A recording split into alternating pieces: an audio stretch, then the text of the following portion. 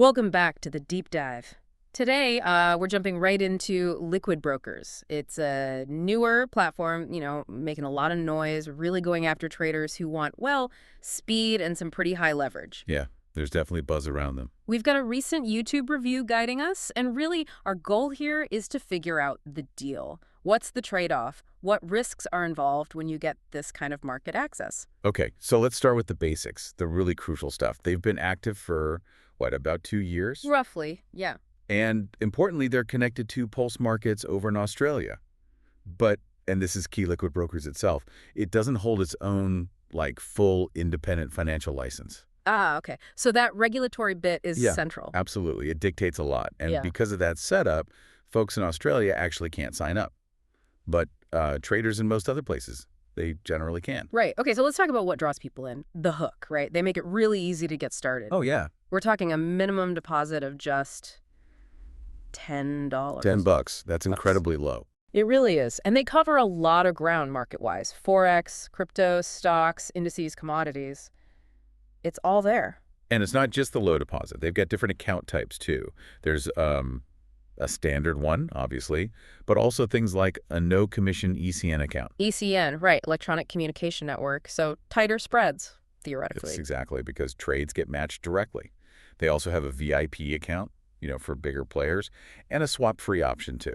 So flexibility seems key. What about platforms? Good question. You can use the standard MetaTrader 5, which lots of people know. MT5, yeah. Or they have their own platform called Liquid Charts. And the interesting thing there is it actually integrates with TradingView. Oh, okay. So you get TradingView charting within their platform. Seems like it, yeah. Which is pretty neat for charting fans. Okay, so easy entry, lots of markets, platform choice. It sounds good, but this brings us to the risk side, doesn't it? It has to. I mean, how can they offer all this with such a low barrier? It generally comes back to that regulatory status we mentioned, operating outside those really strict limits. Right. That's the thread. Easy to get in, but what are the stakes? Let's talk leverage.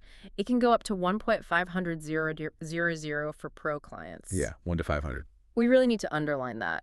For comparison, regulated brokers in places like the EU or Australia, they usually cap retail leverage at maybe 1.3U, sometimes 1.50. Worlds apart. Totally. This is like 10 times that standard risk level. You could control, 50 grand with just $100 of your own money. Precisely.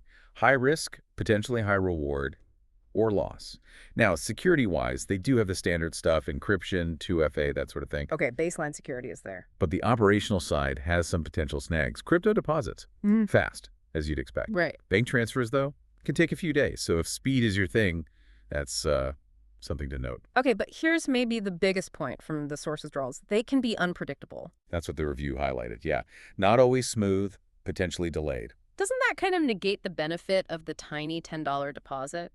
If getting your money out is uncertain, that feels like a major red flag. More than the leverage, maybe. It's definitely a significant concern. That counterparty risk, being able to actually access your funds and profits, that's fundamental. So if you're curious, maybe tempted by the features, what's the smart way to approach this? Well, the good news is they do offer demo accounts, and they run monthly trading competitions, too. Oh, okay. So you can test the waters. Exactly. The sensible path seems clear. Use those demo accounts, maybe try a competition, really put the platform through its paces before you even think about putting significant real money in.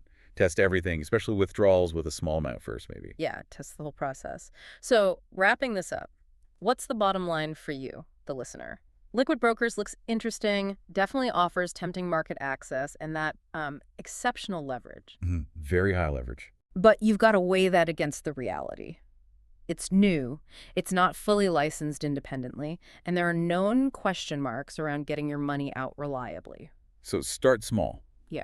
Test extensively. That's the advice. Absolutely. Test, test, test. And maybe this leaves us with a bigger thought, something for you to chew on regarding where finance might be heading.